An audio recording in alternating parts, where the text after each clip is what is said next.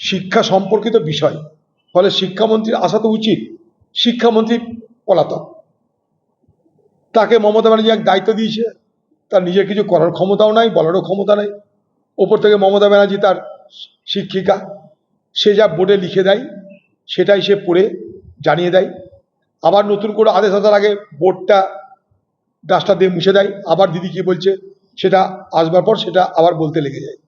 তো এখানকার শিক্ষামন্ত্রী সে একটা পুতুল ছাড়া অন্য কিছু নয়। যা কিছু হচ্ছে এই বাংলায় সমস্ত কিছুর মাথা মধ্যমণি যাই বলুন, সেটা হচ্ছে মমতা ব্যানার্জি। এবং তিনি চাইছেন না এই দুর্নীতিটা প্রকাশ পাক। তিনি যদি মনে করেন এই 26,000 বেকার যুবক যুবতীদের, শিক্ষক শিক্ষিকাদের পুনর্বহাল করবেন, একটা সেকেন্ডের কাজ। সেকেন্ডের কাজ এই কারণেই তার কাছে সব তথ্য আছে।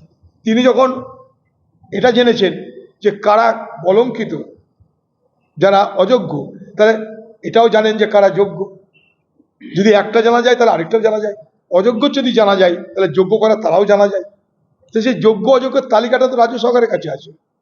ফলে আমি শিক্ষক শিক্ষিকাদের আন্দোলন, তাদের দাবি সমস্ত কিছুতে পূর্ণাঙ্গভাবে সমর্থন করি এবং তাদের জন্য রাজ্য সরকারের ভাবা উচিত বলে মনে করি।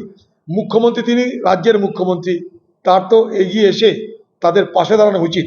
এখন ডাক্তারদের জন্য তিনি বাধ্য হয়ে এসেছিলেন, কারণ ডাক্তারদের আন্দোলনের পরিষেবা বন্ধ হয়ে গেছিল, ত্রাহি তাই রব উঠেছিল, তাই ডাক্তারদের আন্দোলনে তিনি বাধ্য হয়ে এসেছিলেন। যদিও আরজিকর কাণ্ডের তদন্ত নিয়ে আমরা কেউ সন্তুষ্ট নই। আমরা চাই আরজিকর কাণ্ডে যারা প্রকৃত অপরাধী তাদেরকে খুঁজে বার করা হোক। সিবিআই পারলে সিবিআই, না পারলে রাজ্যকেও দিব্যি দেয়নি যে সিবিআই আরজিকর কাণ্ডের হত্যাকারীকে ধরতে না পারলে তুমি ধরতে যেও না।